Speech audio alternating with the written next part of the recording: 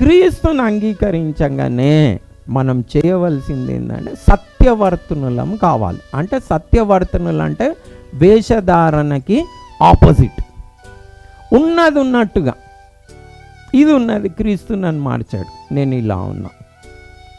అబద్ధం ఆడుట మానేసేయాలి. సో మనం హృదయపూర్వకంగా సత్యం చెప్పాలి. ఫస్ట్ థింగ్ మనం నేర్చుకోవాల్సింది.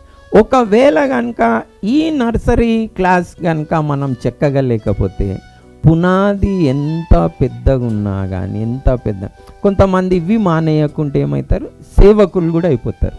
సేమ్ అలాగనే బుద్ధి ఉంటుంది చూడండి. అది పోదు అనుకోరు వాళ్ళు తప్పని, సరాసరి నరకానికే పోయేది. అదే చూస్తూ ఉన్నాం. అబద్ధికులు అందరు కూడా ఎక్కడ పోతారు, నరకానికి పోతారు.